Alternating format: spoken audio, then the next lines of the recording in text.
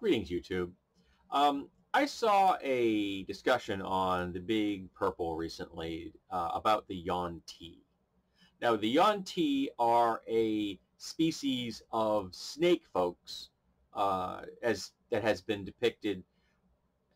I don't know if they would go back. Did they go back to first edition? I can remember them being in second edition, and all the way up to the present, through at least through first edition Pathfinder. I don't know if it's second edition Pathfinder. I don't remember them.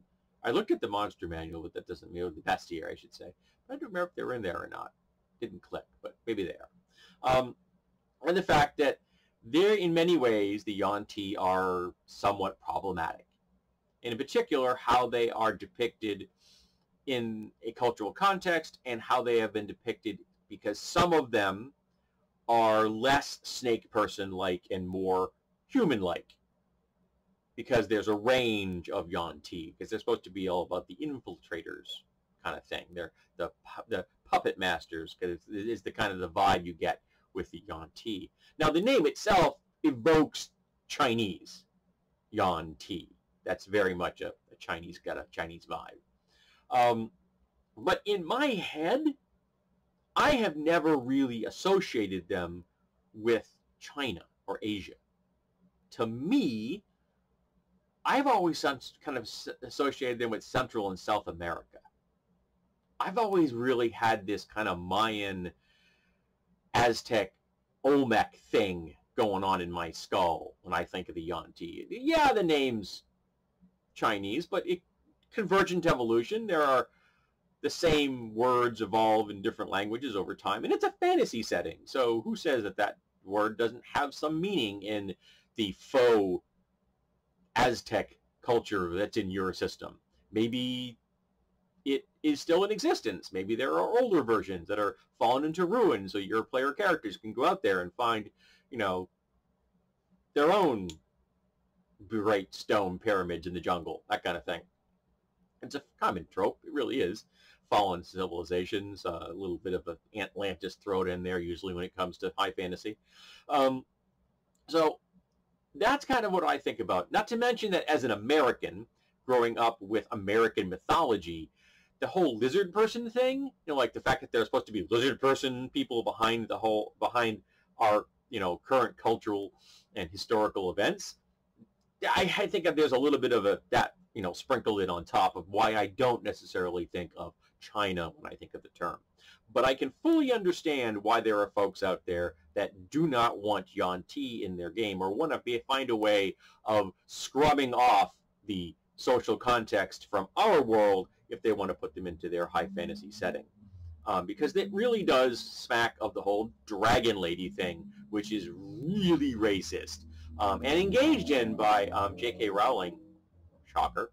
And also, the whole infiltrator aspect is very much the yellow peril tropes of, you know, the 1950s and 60s. The whole idea that the Chinese communists were trying to infiltrate their way into society and corrupt the heart of good red-blooded Americans, that kind of thing. So the yellow peril is a really racist trope, and the Chinese dragon lady vibe is a really racist trope. The best example of that I can think of in a fantasy film would probably be the Golden Child with Eddie Murphy, which is not a bad film, except when I first saw it, I didn't really understand how horribly racist it was to have a Chinese or an Asian woman depicted as a snake person. Yeah, that was ugly. Much like some of, much like a lot of his early humor, if you've ever listened.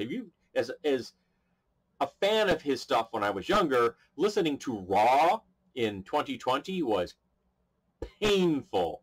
Yeah, I can't listen to that anymore. But that's a horribly ugly trope, the whole dragon lady thing. Now, I like the idea of snake people with arms, like snakes with arms. That's kind of cool. I like the idea of just, you know, snakes with human heads. That's the whole is it the Nagas? Yeah, the Naga, not the Lamias. The Lamias is a different vibe. The Nagas. I think that they're kind of cool too. Also, the snakes with arms really has a lot of things in it from Gamma World, which is completely divorced from the Dragon Lady and the Yellow Peril thing. It's just mutant creatures, either animals that have been mutated to look more people-like or people that have been mutated to look more animal-like. Depends on which direction you're going there, what we're going from in that particular regard. And there was Alien Legion, which had at least one species in there, which was humanoid, snakes with humanoid characteristics, which was very cool. And again, completely divorced from our cultural baggage of the Dragon Lady and the Yellow Peril tropes. And I think I carry those things around in my skull too, because I've been a fan of Gamma World since the original first edition, which I still own. So for me, it isn't easy. It is difficult, rather, to not impose those ugly tropes when I use the Yuan-Ti.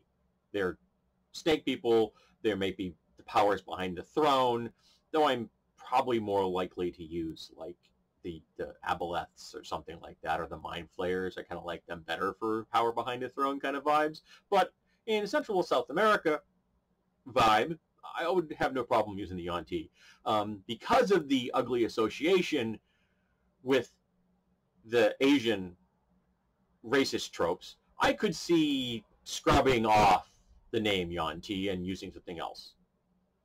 I mean, using everything else, but if to divorce it further and to say that, you know, like the species in my world that looks like the Yuan-Ti and then behaves like the Yuan-Ti has nothing to do with Asian at all, and it is based on this thing, or even a highly, you know, complete fantasy setting, but has no relationship to our world at all, I would have no problem taking that name off and using something else.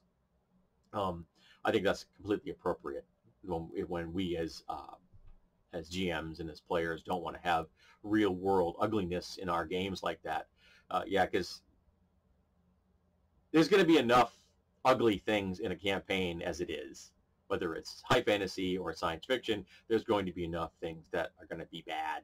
We don't need to be dragging even worse things in there like Dragon Ladies and the Yellow Peril.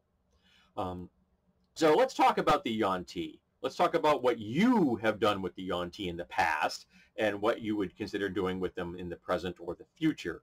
Do you think that they're too problematic to use as is? Could you scrub the file, you know, the serial numbers off and file those off and and still use them as a species? Or do you think that they are tainted too far to have that be considered acceptable? I don't have a problem with the lizard people behind the curtain because of the whole American lizard people myth of the modern era, but I can fully understand why there are folks that don't want anything to do with it because of the Dragon Lady and the Yellow Peril tropes, the racist aspects of our own history. I get that. And I'm not downplaying it. You can probably tell from my tone, I'm not a real big fan of racist tropes or racism in general, but I still think that there's a role for the whole power behind the throne thing, and maybe if you find that dissociation too much, even with the lizard people, you could just change it to some other evil force. Like I said, the aboleths and the mind flayers are right up there in completely fantasy, having no bearing on the real world. So let's talk about the Yuan-Ti, though. Let's discuss how we could use them. Can we save them? Or are they just too problematic for use in a modern era?